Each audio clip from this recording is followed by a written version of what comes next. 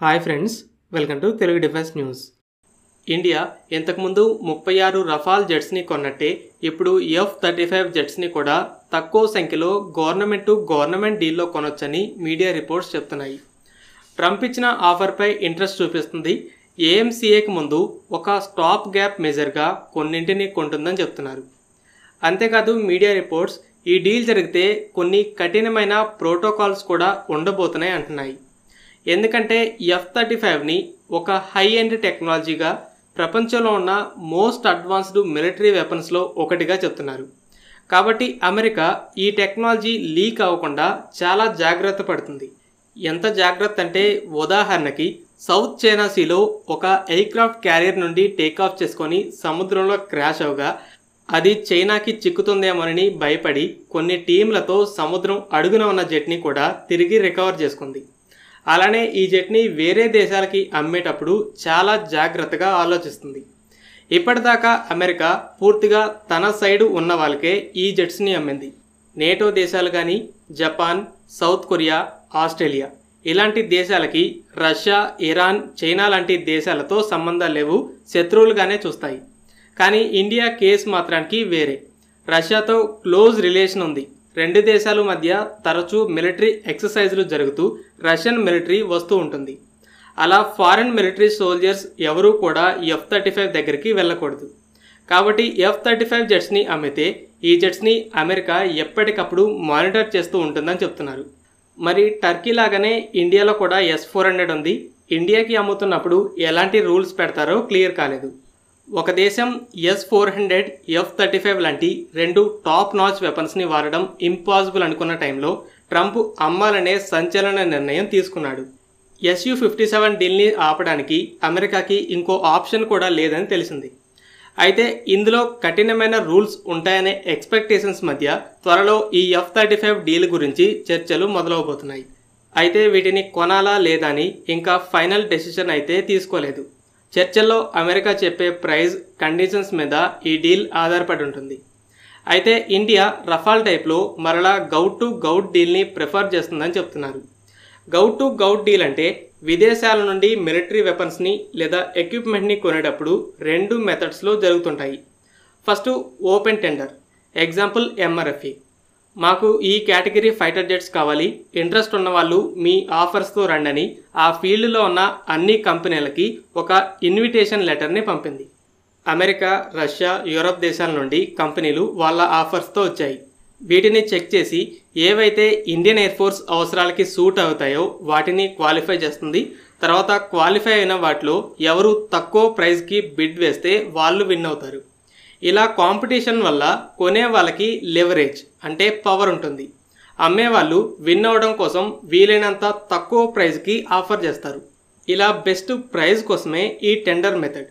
అయితే ఈ tender process లేకుండా ఒక వెపన్ కావాలని ఫిక్స్ అయ్యి అర్జెంటుగా కావాలంటే డైరెక్ట్గా కంపెనీతో డీల్ చేసుకోవడం కుదరదు. కావలసిన లైసెన్స్లు తీసుకోవడం, చర్చలు జరపడం, ట్రాన్సాక్షన్స్ లాంటి వాటిని చూసుకోవడానికి బ్రోకర్స్ కావాలి. బయట డీలర్స్ ఉంటారు, లేదా ఆ కంపెనీ ఉన్న దేశ గవర్నమెంటే మిడిల్ మ్యాన్గా ఉంటుంది. గౌట్ అయితే సేఫ్టీ అని గౌట్ టు గౌట్ డీల్సే ఎక్కువగా జరుగుతుంటాయి. అయితే ఇక్కడ కాంపిటీషన్ ఉండదు కాబట్టి అమ్మే వాళ్ళకి లెవరేజ్ ఉంటుంది. కానీ టెండర్ ప్రాసెస్ కంటే ఇది ఫాస్ట్గా జరుగుతుంది. అర్జెంట్ టెక్నాలజీని షేర్ చేయడం, వెపన్ని మోడిఫై చేయడం లేదా అప్పుగా కావాలన్నా గౌట్ టు గౌట్ డీలే బెటర్. దీంతోపాటు ఇలాంటి డీల్స్లో కొంచెం సీక్రెట్స్ని కూడా మెయింటైన్ చేయొచ్చు.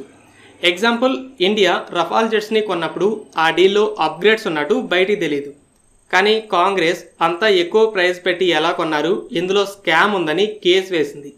దీంతో కోర్టులో ఇలా ఇన్ని అప్గ్రేడ్స్తో కొన్నాం, అందుకే ప్రైస్ ఎక్కువని డీటెయిల్స్ని పబ్లిక్కి బయట పెట్టాల్సి వచ్చి మొత్తం పెంట అయింది. ఒకవేళ అలా కాంట్రవర్సీ కాకుండా ఉండుంటే ఈ అప్గ్రేడ్స్ గురించి అసలు బయటికి తెలిసేది కాదు. ఇలా సీక్రెట్స్ని కూడా మెయింటైన్ చేయొచ్చు.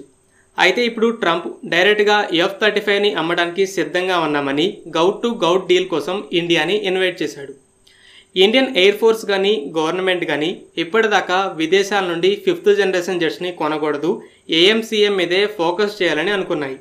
అయితే ఈ స్వదేశీ జెట్ సర్వీస్లో జాయిన్ అవడానికి కనీసం ఇంకో 10 ఏళ్ళైనా టైం పడుతుంది. ఇంకో పక్క చైనా ఆల్రెడీ పెద్ద సంఖ్యలోనే J-20 జెట్స్ని మోహరించింది. పాకిస్తాన్కి J-35 జెట్స్ని కూడా అమ్ముతుంది. పాకిస్తాన్ ఇంతకుముందు ఇండియా రఫాల్ జెట్స్తో తమ ఎయిర్ ఫోర్స్ని డామినేట్ చేస్తుందని పోటీగా చైనా నుండి J-10C జెట్స్ని కొంది. అయితే ఇప్పుడు రఫాల్ జెట్స్ మీద కూడా పైచేయి ఉండాలని 5th జనరేషన్ జెట్స్ కోసం చూస్తుంది. రిపోర్ట్స్ని బట్టి 40 J-35 అంటే దాని ఎక్స్పోర్ట్ వర్షన్స్ అయిన J-31 జెట్స్ మరో 2-3 సంవత్సరాల్లో డెలివరీ అవుతాయి. పాకిస్తాన్కి ఇండియాపై మనకి అడ్వాంటేజ్ ఉందని అనిపిస్తే చాలు ఏదైనా సాహసం చేయడానికి ఎక్కువ ఇంట్రెస్ట్ చూపిస్తుంది. ఇంకో పక్క ఇండియన్ ఎయిర్ ఫోర్స్లో స్క్వాడ్రన్ స్ట్రెంగ్త్ కూడా పడిపోతుంది. ఒరిజినల్గా ఇచ్చిన స్ట్రెంగ్త్ అయితే 42 స్క్వాడ్రన్స్. స్క్వాడ్రన్ అంటే ఏం లేదు, 18 లేదా 20 జెట్స్ని ఒకచోట మోహరిస్తారు. అయితే 30 స్క్వాడ్రన్సే ఉన్నాయి. పాక్ చైనాలని ఒకేసారి సమర్థవంతంగా ఎదుర్కోవాలంటే 42 కావాలి. పేపర్ మీద అయితే చైనాకి క్వాంటిటీ క్వాలిటీ రెండింట్లో కూడా అడ్వాంటేజ్ ఉంది. Pakistan air force Indian air force నెంబర్స్లో పెద్ద తేడా లేదు, కానీ ఇప్పుడు 5th జనరేషన్ జెట్స్తో క్వాలిటీలో అడ్వాంటేజ్ కోసం చూస్తుంది. కాబట్టి AMCAకి ముందు F-35 జెట్స్ని కొంటే పాకిస్తాన్కి ఆన్సర్. అలాగే చైనా విషయంలో క్వాలిటీతో మేనేజ్ చేయొచ్చని ఇంట్రెస్ట్ చూపిస్తుండొచ్చు. ఇక ఇంటర్నేషనల్ రియాక్షన్లోకి వెళ్తే పాకిస్తాన్ చైనాలు అఫీషియల్గానే ట్రంప్ ఇచ్చిన ఆఫర్ని ఖండించాయి. టర్కీస్ ప్రజలైతే సోషల్ మీడియాలో అమెరికా డబుల్ స్టాండర్డ్స్, హిపోక్రసీ అని దుమ్మెత్తిపోస్తున్నారు. ఇంతకుముందే 2 దేశాలు S-400ని కొన్నప్పుడు మరి ఇండియా మీద ఎందుకు శాంక్షన్స్ని విధించలేదని ప్రశ్నించింది. ఇప్పుడు ఇక టర్కీ F-35 డీల్ని ఆల్రెడీ క్యాన్సిల్ చేసి ఇప్పుడు ఇండియాకి ఎందుకు ఆఫర్ చేస్తున్నారని తెగ ఏడుస్తుంది. ఇక్కడ ఏదైనా సరే బెనిఫిట్స్ని బట్టే ఉంటుంది. అమెరికాకి ఇండియా టర్కీ నుండి వచ్చే బెనిఫిట్స్ని తూకం వేసి చూస్తే ఇండియా వెయిట్ అనేది చాలా ఎక్కువ. మిడిల్ ఈస్ట్లో ఇరాన్ని కౌంటర్ చేయడానికి ఇజ్రాయెల్ ఎలానో ఏసియాలో చైనాకి ఎగెనిస్ట్గా ఇండియా. ఇండియన్ ఓషన్లో చైనాని ఛాలెంజ్ చేయగలిగిన ఒకే ఒక్క దేశం ఇండియా. ఇక్కడ చైనీస్ నేవీ యాక్టివిటీస్పై నిఘా పెడుతూ ఇంటెలిజెన్స్ని షేర్ చేస్తూ ఉంటుంది.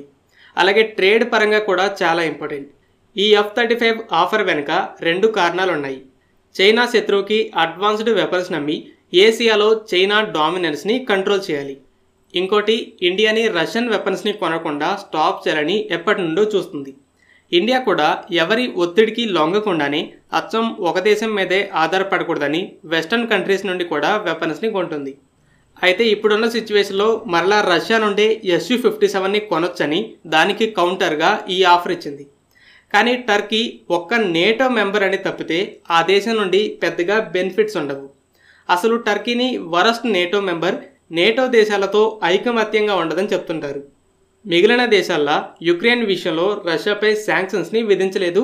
అలాగే రష్యాతో వెపన్ డీల్స్ని కూడా పెట్టుకుంది. టర్కీ నేటో మెంబర్ అయినా కూడా అమెరికా దృష్టిలో ఇండియా టర్కీ ఒకటి కాదు. ఈ ఆఫర్తో టర్కీకి నీ స్థానం ఇదని కూడా అమెరికా చూపించింది.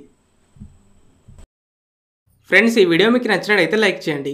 అలాగే మరిన్ని ఇంపార్టెంట్ డిఫెన్స్ అప్డేట్స్ కోసం మన ఛానల్ని సబ్స్క్రైబ్ చేసుకోండి.